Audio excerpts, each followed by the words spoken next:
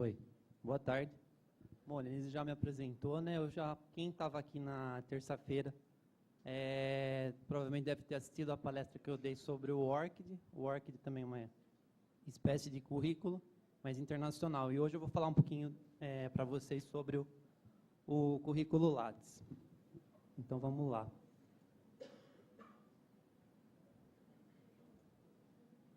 Bom, como a Helenise falou, eu já dei essa palestra, na verdade ela surgiu a partir de um curso online que eu ofereço sobre o Lattes. Eu vou falar sobre ele um pouquinho no final, tá?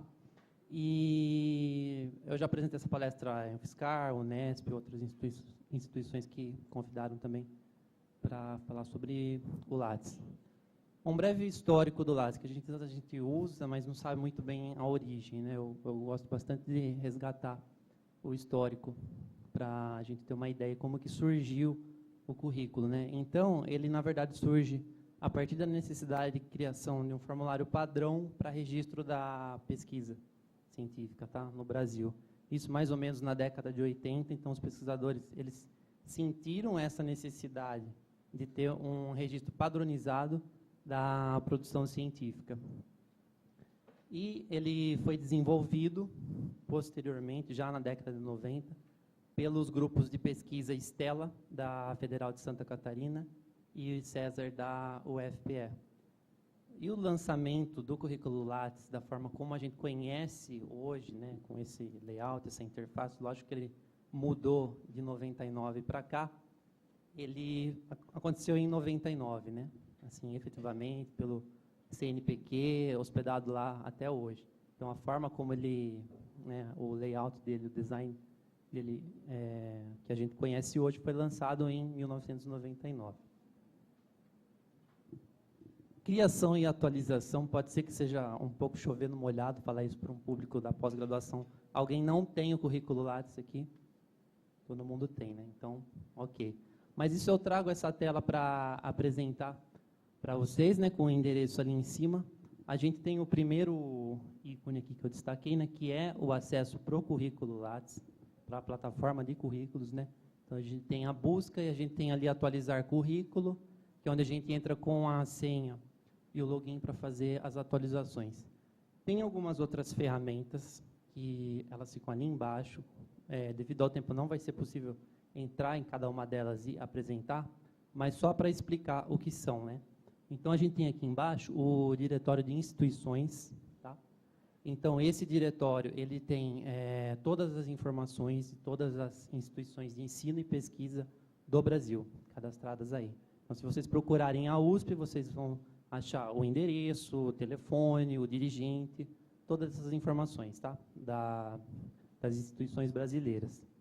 Embaixo do diretório, a gente tem o diretório de grupos de pesquisa. É uma ferramenta bastante interessante também para vocês utilizarem, tá? Localizarem quais outros grupos de pesquisa no Brasil estudam o tema que vocês também trabalham, pesquisar por possíveis parceiros para publicação ou para realização de algum evento conjunto com outra instituição, porque o diretório ele apresenta, né, o nome do grupo de pesquisa, a instituição a que ele pertence, qual é o líder do grupo, quais são os membros desse grupo, né?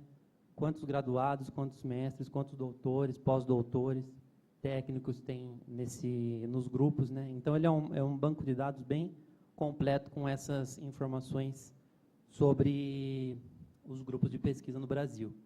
E a quarta ferramenta é o painel Lattes. Na verdade, ele é um diretório de informação estatística, tá? Com informações gerais sobre dados, né, sobre os currículos cadastrados por área de pesquisa, por gênero, por estado. Então, ele traz todas essas informações, mas são só dados estatísticos para mostrar a situação atual dos pesquisadores no Brasil. Aqui é que pega, preenchimento. São muitas dúvidas que tem campos que são duplicados, daí a gente fica naquele dilema, onde eu ponho em um, eu ponho em outro, eu ponho nos dois, tá? Então, eu vou falar um pouquinho sobre alguns casos aqui. Então, hoje, o currículo Lattes, ele tem esses 12 módulos, eu costumo chamar de módulos, aquelas áreas em que a gente insere as informações.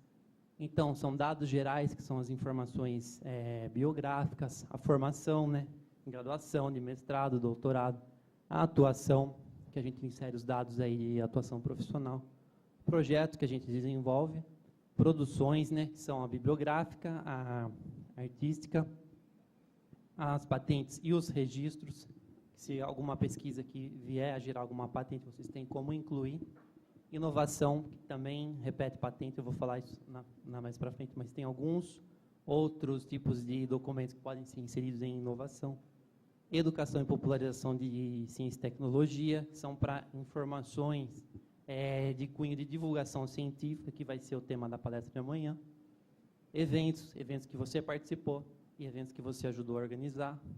Orientações, aquelas que você ele coloca em andamento e as concluídas.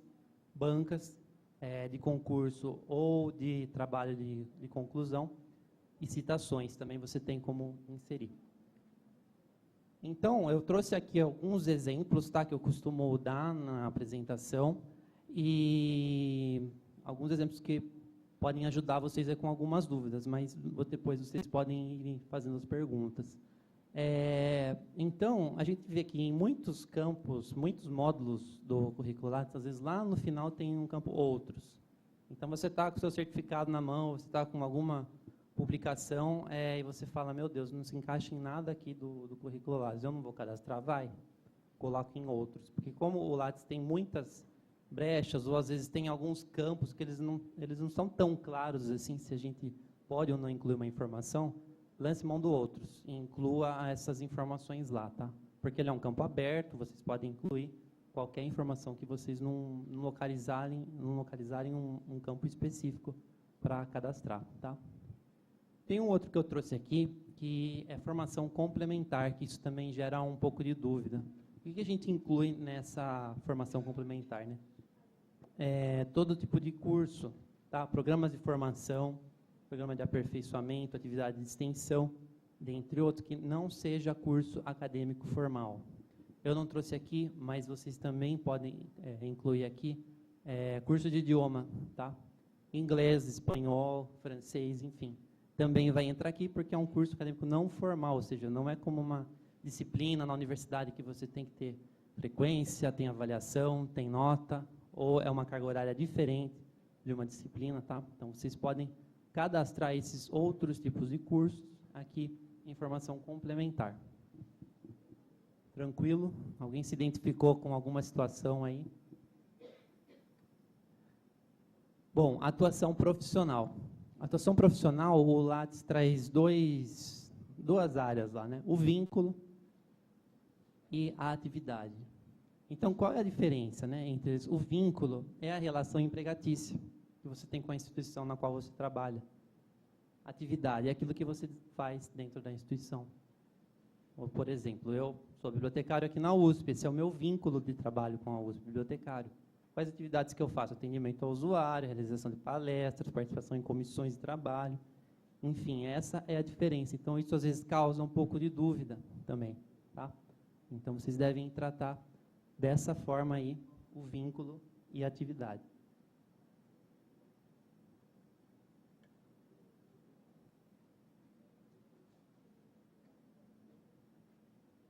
Campos que se repetem em diferentes módulos. Aqui também é um calcanhar de Aquiles do Lattes, né? Que às vezes você tem, por exemplo, em projetos. Você tem projeto de pesquisa, tem projeto de extensão, tem alguns outros tipos de projetos lá, que eles vão aparecer, se eu não me engano, em patentes, por exemplo, projeto de pesquisa, ele também vai aparecer em patentes. O que você faz? Você cadastra em um, cadastra nos dois, ou eu não sei, eu não vou cadastrar em lugar nenhum. Não, inclua. E você pode, inclusive, repetir. Tá? Porque se for um projeto de pesquisa, por exemplo, que deu origem a uma patente, você pode incluir dentro do módulo patentes, para deixar bem claro, né, que aquela patente foi originária daquele projeto de pesquisa. Produções também é um outro módulo que ele se repete em vários outros. Tem muitos itens das produções que eles vão aparecer em educação e popularização de ciência e tecnologia. Então, aqui eu já não recomendo tudo que eu falo é título de recomendação, só fazer um parênteses, tá? Porque assim, não tem certo ou errado, às vezes tem a melhor maneira ou a maneira que é possível atender a maioria das necessidades. Então, produções, se foi alguma que gerou algum conteúdo de divulgação científica, inclua só em educação e popularização de ciência e tecnologia, o mais indicado, tá? Se for só uma produção acadêmica, um artigo, ou algum outro trabalho dessa natureza, né, inclua só em produções. Ele fica mais bem identificado aí nesse módulo.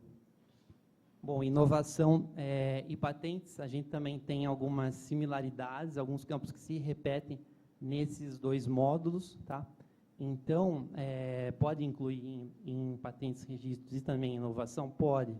Está certo? Está errado? Não.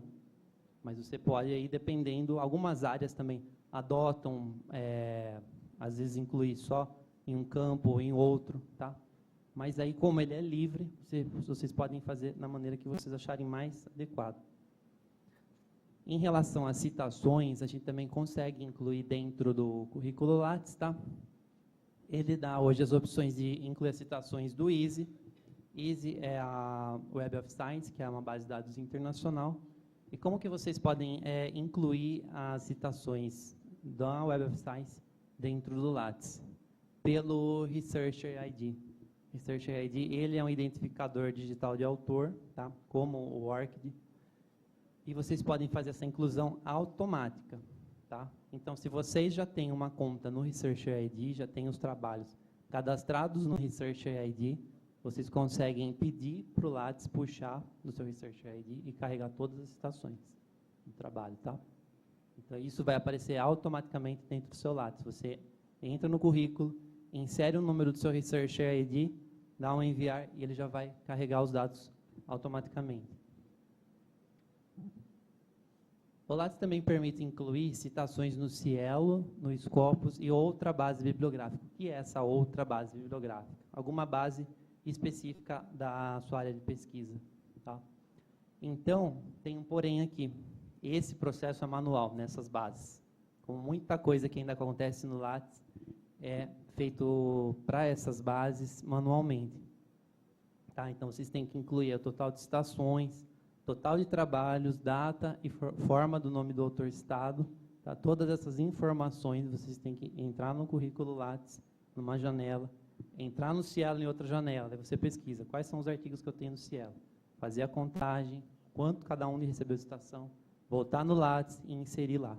Ele não faz esse processo automático para o Cielo, nem para o Scopus e nem para outra base. Ele só trabalha de forma automática com o Researcher ID.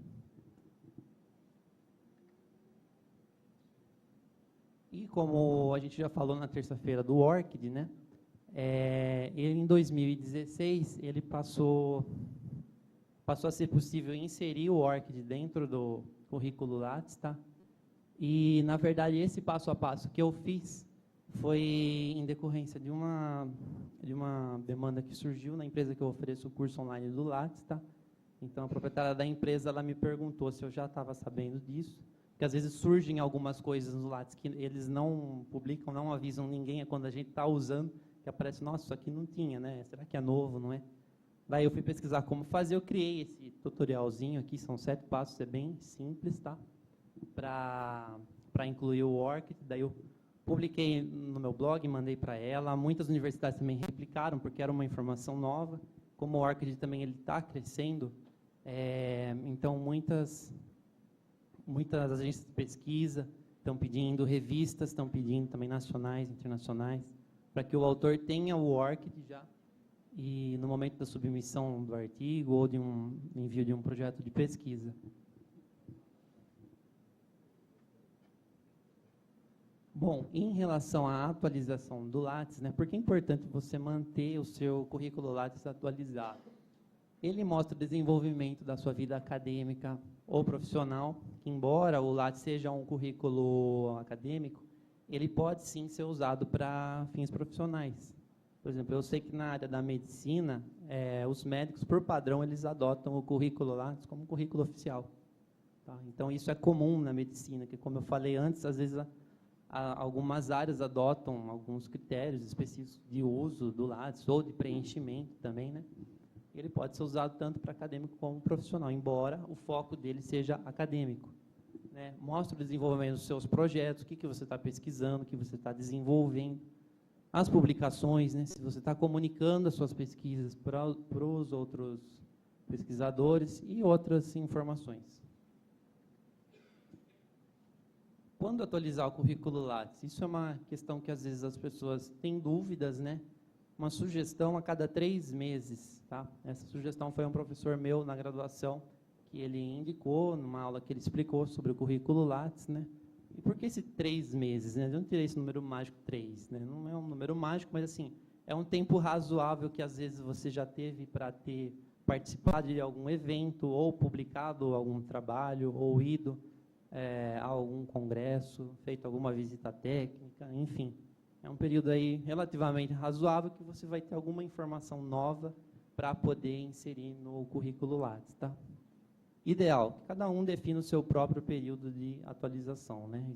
Esse período aqui também é uma sugestão, mas aí vocês podem fazer como preferirem, né? Então, por exemplo, eu gosto já de pegar um certificado e já incluir, porque eu sei que se eu deixar para daqui uma semana, daqui a um tempo, eu vou acabar esquecendo, vai acabar juntando com outras coisas. Mas aí é bem livre da forma como vocês preferirem se organizar. Dúvidas, não encontrei uma publicação, está lá no Lattes, um pesquisador super importante da minha área, o que eu faço? Meu Deus, corre na biblioteca. Corre lá, que a gente ajuda, a gente tem convênios com outras bibliotecas para pesquisar, tá? Fora da USP, internacional também, para a gente tentar fazer essa pesquisa para vocês e conseguir o texto do trabalho que vocês estão procurando. Agora, eu não encontrei uma maquete, eu sou da área de arquitetura e tem um projeto que um cara descreveu lá no currículo dele, né? E isso deve existir em algum lugar, porque se ele registrou, tal. Supõe-se que tudo que está inserido no Lattes, né, ele é registrado a partir de um documento, seja uma publicação, seja um certificado, ou algum outro documento mais específico, um blog. Hoje, os pesquisadores eles têm blogs pessoais em que eles fazem, de certa forma, uma divulgação científica dos trabalhos que eles desenvolvem nas instituições de pesquisa, né? Então, muitos têm blog também, às vezes o blog está lá no currículo deles, mas saiu do ar, ele não mantém mais o blog atualizado, daí, casos impossíveis, a biblioteca tenta sim, mas a gente não consegue fazer milagre. Então, nesses casos, a gente indica que vocês procurem direto o proprietário do currículo, tá? Tem um linkzinho, não sei se todo mundo já viu, que tem um envelope, né, que você clica, abre uma caixa de e-mail e você manda a sua mensagem direto para o usuário. Aqui algumas referências que eu usei para apresentação.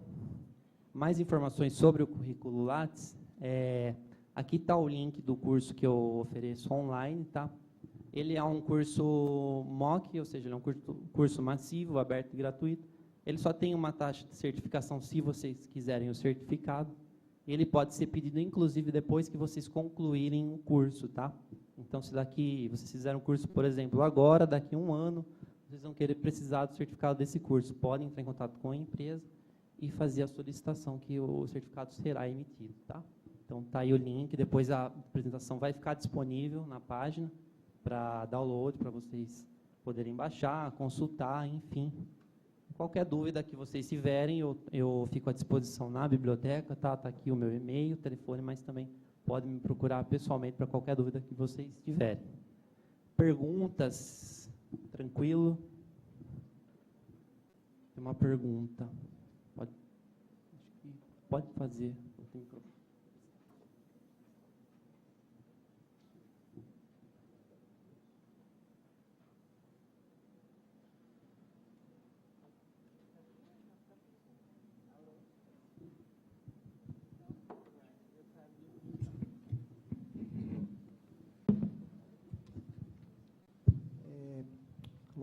Minha pergunta é o seguinte: o quanto de informação deve ser colocada no Lattes?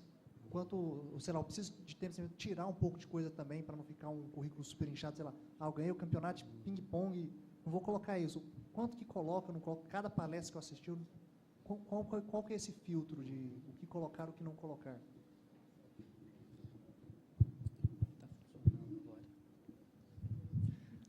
Bom, é uma boa pergunta. Eu já vi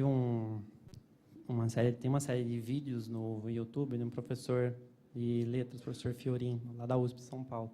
E um dos vídeos ele comenta isso, né? Então, se você estiver no início da carreira, a recomendação dele é que você inclua todas as informações. Está começando, então você tem que mostrar que você está fazendo, está participando de evento, está publicando e tal. E ele dá o exemplo dele mesmo no vídeo em que ele comenta, eu já sou assim, né, professor titular e tal, tô professor sênior, já está num nível bastante avançado da carreira. Então, tem informações que ele foi tirando ao longo do tempo. Uma dica muito legal que eu achei que ele deu lá foi a seguinte, que conforme você for atualizando, né, e incluindo e excluindo informação, é interessante você, antes de fazer essa alteração, fazer uma cópia do currículo, para depois saber o que você tirou, o que você incluiu, até para você ter um controle assim das informações, né? Isso não se perder ao longo do tempo. Mas aí depende, eu acho que depende bastante do estágio que você está na carreira, né? Se está começando, vale a pena sim incluir todas as informações, mas daí você pode ao longo do tempo ir modificando isso, deixando só aquelas mais relevantes, por exemplo, para pedir um projeto, para alguma bolsa de estudo ou de intercâmbio, enfim.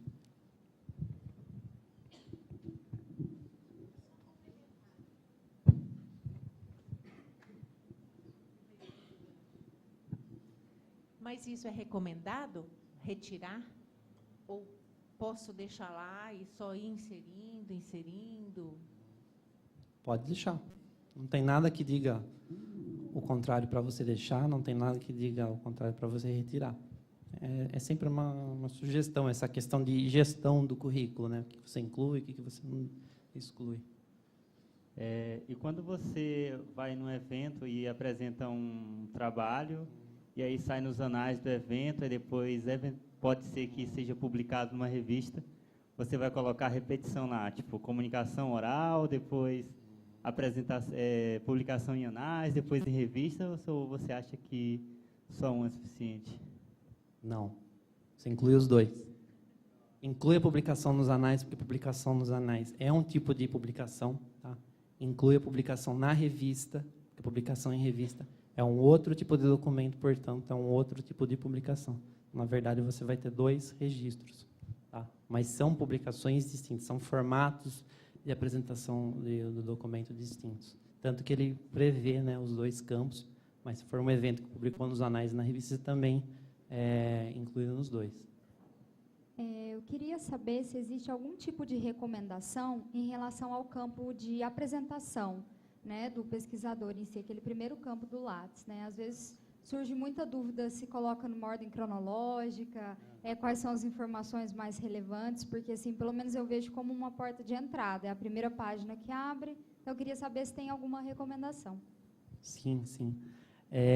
Então, em relação a isso, eu até costumo falar sobre esse campo também. Por conta do tempo eu não trouxe essa informação, mas como você perguntou, o que eu costumo sugerir? Esse texto inicial que ele gera, ele pode ser, sim, como você falou, ser considerado o cartão de visitas do pesquisador. Em relação à ordem cronológica, eu confesso que eu nunca vi nada específico sobre isso, mas geralmente o que se vê assim é do mais recente para o mais antigo, né? Então, o pessoal geralmente começa se apresentando doutorado, mestrado, graduação, daí ele põe se ele é revisor, se ele é parecerista, enfim, as outras atribuições dele. E uma outra recomendação é que você altere esse texto primeira vez que você cria o currículo, né? Porque ele é gerado de forma automática. Então pode ter erro de ortografia, pode ter erro de acentuação. Então vale a pena sim vocês entrarem, tá? E fazerem alteração nesse texto, até para você ter uma apresentação assim da forma como você deseja, que a pessoa já bata o olho e já saiba, né? Tem uma ideia de qual que é o seu perfil acadêmico. Oi, boa tarde. Boa tarde. Em relação às informações que são colocadas no Lattes, nós temos que provar todas as informações que são colocadas lá. Por quanto tempo? Qual é o prazo máximo? Por exemplo, eu fiz um mini curso na graduação, já faz mais de 10 anos. eu perdi certificado, essa informação fica, eu retiro? E qual é o prazo dessa informação que tem que estar junto no sistema? Só não entendi uma questão. Você deu o exemplo se você perdeu o certificado? Isso, Tira. certo. E qual que é o prazo máximo? Não tem. Não tem. Não tem. Sim, isso é importante que ele falou pelo seguinte, tudo que você tem no Lattes, você tem que ter documentado. Tá? Porque como o Lattes ele é um currículo acadêmico, então você vai usar para prestar um processo seletivo para mestrado ou doutorado, você vai usar para prestar um concurso para professor, e geralmente vai ser pedido para você o currículo Lattes documentado. E o que é o documentado? É você ter todos os certificados, ter cópia de todas as publicações, ou seja, ter cópia de todos os comprovantes das informações que vocês incluíram no currículo Lattes de vocês. Tá? Então, é super importante que você tenha isso organizado, seja fisicamente, seja eletronicamente, né, que às vezes você pode querer digitalizar tudo para organizar no computador, ou imprimir e organizar em pasta, mas é extremamente importante que você tenha tudo que você tem inserido lá, você tenha o comprovante.